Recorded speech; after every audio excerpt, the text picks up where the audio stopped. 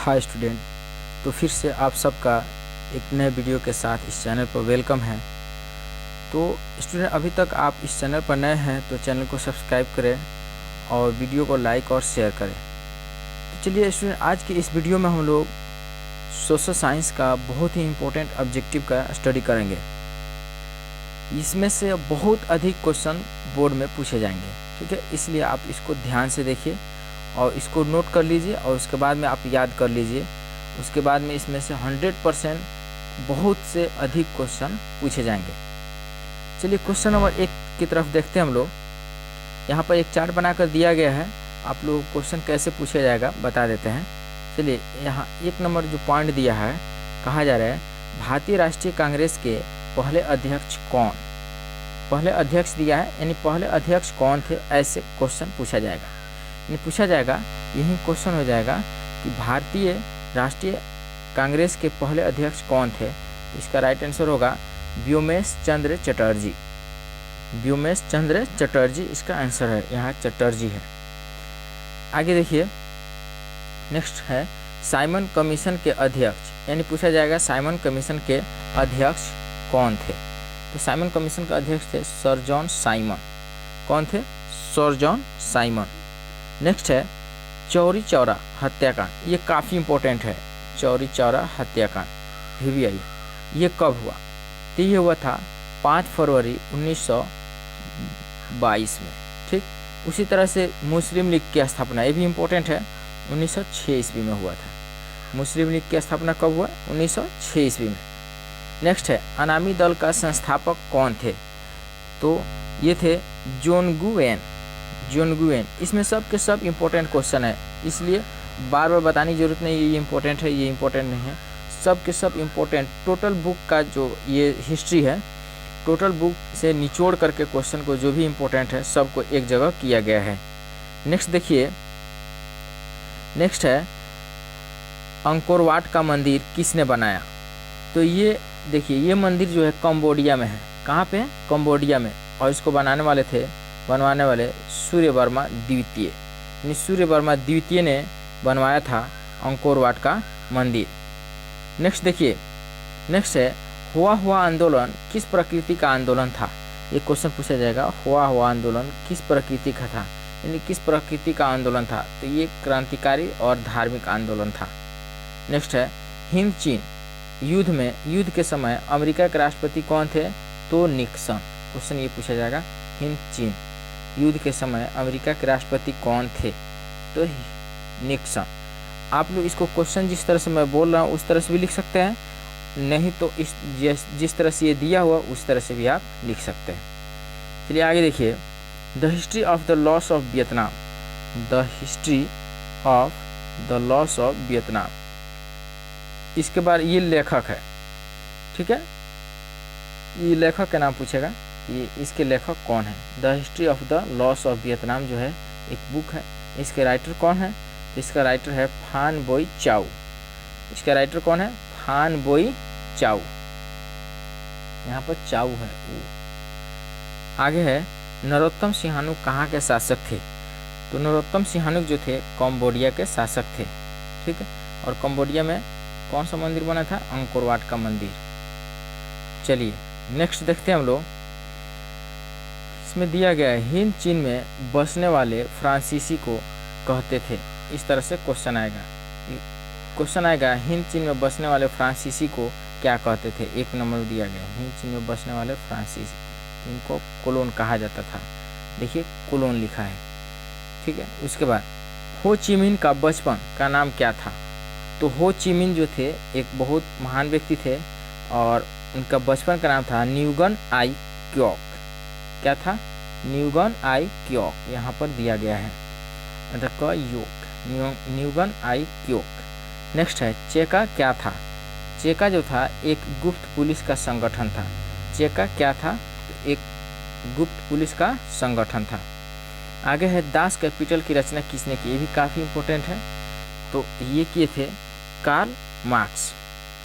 किसने किया? Karl Marx. Das Kapital की रचना, क्वेश्चन को पलट सकता है, कार्ल मार्क्स लिखने से किसका रचना किए थे? इसका आंसर हो जाएगा दास कैपिटल। अगला क्वेश्चन है कार्ल मार्क्स की जन्म और मृत्यु कब हुआ इसके बारे में। तो देखिए, जन्म हुआ था 5 मई 1818 में और मृत्यु हुई थी 1883 में। यहाँ पर नहीं दिख रहा है, 1883 आप लोग याद रखिएगा कि मृत्यु कब हुई, 1883 में। आगे देखिए, वैज्ञानिक समाजवाद का जनक किसे कहा जाता है, तो ये भी कार्ल मार्क्स को कहा जाता है। और कार्ल मार्क्स का जन्म कहाँ हुआ था, जर्मनी में। वैज्ञानिक समाजवाद का जनक किसको कहा जाता है, कार्ल मार्क्स को, जिनका जन्म हुआ था जर्मनी में। आगे है, नई आर्थिक नीति किसने अपनाई थी, तो इसका आंसर हो जाएगा लेनिन। लेनिन जो थे ये नई आर्थिक नीति अपनाए थे 1921 ईस्वी में और जिनकी मृत्यु 1924 ईस्वी में। ये काफ़ी इंपॉर्टेंट है, बहुत बार एग्जाम में पूछा गया है। 1924 में लाल सेना का गठन किसने किया, ये पूछा जाता है। तो लाल सेना का गठन किए थे ट्राटस्की। किसने किया था, ट्राटस्की। अगला है, बोल्शेविक क्रांति कब हुई, तो बोल्शेविक क्रांति नवंबर 1917 ईस्वी में हुई, इसलिए इसको हम लोग बोल्शेविक क्रांति को नवंबर 17 की क्रांति भी कहते हैं, नवंबर 1917 की क्रांति भी कहते हैं। तो देखिए स्टूडेंट, यहाँ पे 10 क्वेश्चन काफ़ी इंपॉर्टेंट है। फिर यहाँ पर हम लोग देखें कुछ इंपॉर्टेंट क्वेश्चन को, ये 10 ये भी है और 10 ये 20 ऑब्जेक्टिव क्वेश्चन हुए। नेक्स्ट हम लोग देखते हैं, इसमें दिया गया है रूस में जार का अर्थ है, यानी रूस में जार का अर्थ क्या होता है, इसके बारे में देखना है। तो देखिए स्टूडेंट, रूस में जार को राजा कहा जाता है, यानी राजा को ही जार कहा जाता है, सम्राट को जार कहा जाता है। हम लोग इंग्लिश में भी ऐसे याद करते हैं, CZAR, जार में सम्राट, तो वहीं रूस का भाषा है। उसके बाद है, रूस में कृषक दास प्रथा का अंत कब हुआ, रूस में कृषक दास प्रथा का अंत कब हुआ, 1961 ईस्वी में। नेक्स्ट है, वार एंड पीस की रचना किसकी है, वार एंड पीस की रचना किसने किया था, यही क्वेश्चन है। तो वार एंड पीस की रचना किसने किया था, ये किए थे टॉल्स्टॉय। ठीक है, आगे देखते हैं, यूटोपियन समाजवादी नहीं था।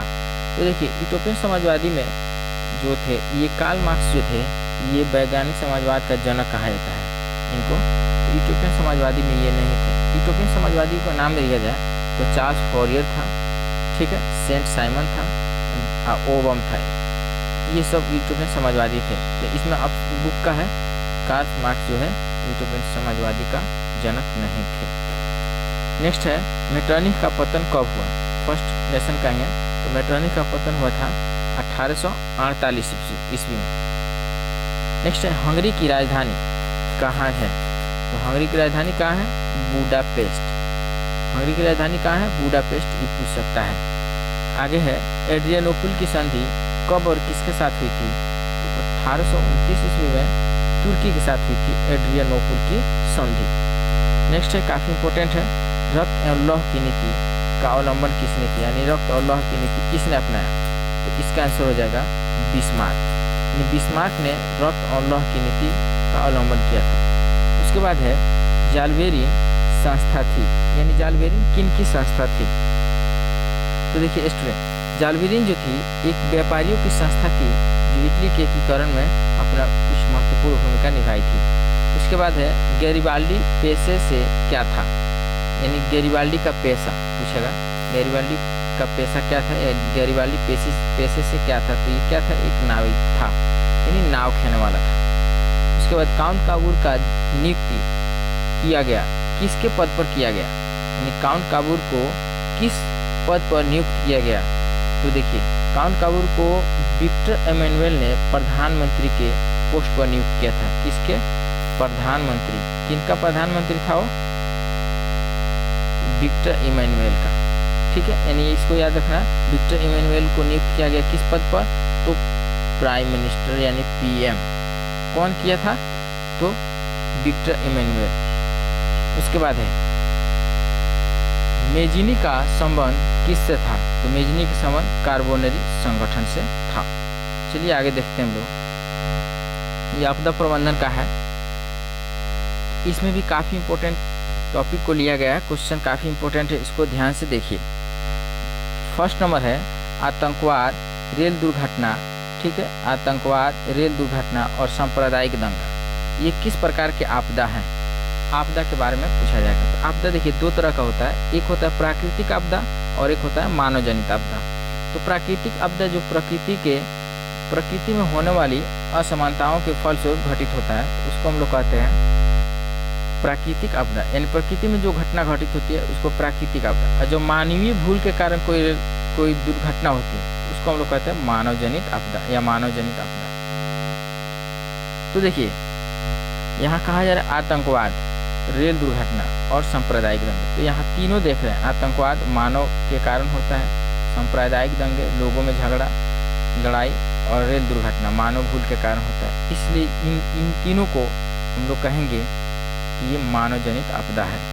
नेक्स्ट है सुनामी, भूकंप, बाढ़, सुखाड़, हिमस्खलन आदि कैसी आपदा है, इनके बारे में पूछा जाएगा। देखिए सुनामी जो होता है, बाढ़ ये होता है जो समुद्र में आता है। भूकंप के बारे में आप सबको पता है, पृथ्वी डगमगाती है। बाढ़ के बारे में सबको पता है, सुखाड़ जिस स्थिति में बारिश कम होती है। हिमस्खलन का मतलब होता है बर्फ का पहाड़ टूटकर गिर जाना।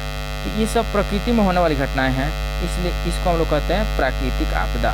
यहाँ पर नोट कीजिएगा, प्राकृतिक आपदा है ये। नेक्स्ट है भूपटल के नीचे का वह स्थान जहाँ भूकंप का जन्म होता है। भूपटल के नीचे यानी जमीन के नीचे का वह स्थान जहाँ भूकंप का जन्म होता है, यानी भूकंप उत्पन्न होता है, उसको क्या कहते हैं? देखिए स्टूडेंट, इसको कहते हैं हम लोग भूकंप केंद्र। क्या कहते हैं? यह भूकंप लिखा है, भूकंप केंद्र, आप लोग नोट कीजिएगा, यहाँ पर भूकंप केंद्र है।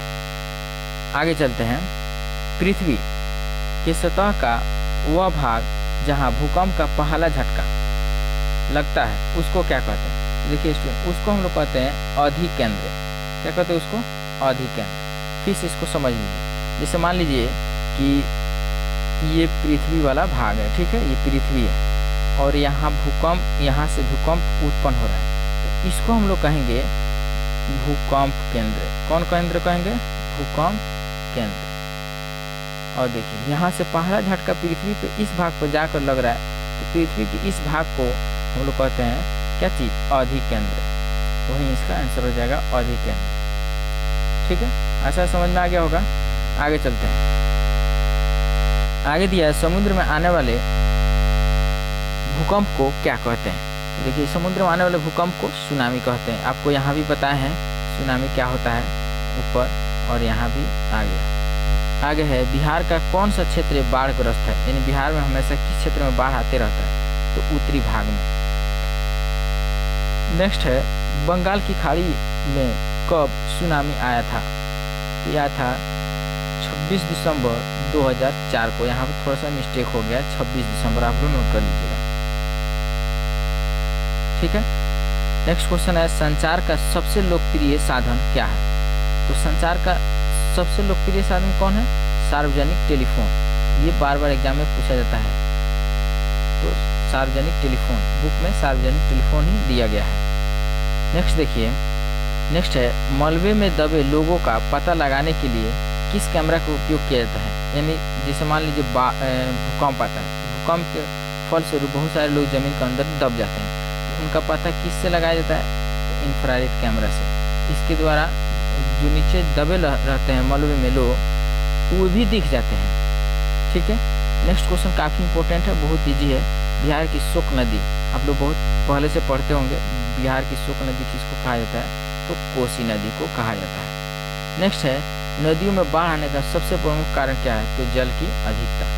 जल की अधिकता के कारण नदियों में बाढ़ आते रहता है। तो वीडियो कैसे लगी कमेंट में ज़रूर लिखें और अपने दोस्तों तक ज़रूर शेयर करें। अभी तक चैनल को सब्सक्राइब नहीं किया है तो चैनल को सब्सक्राइब भी करें। Thank you.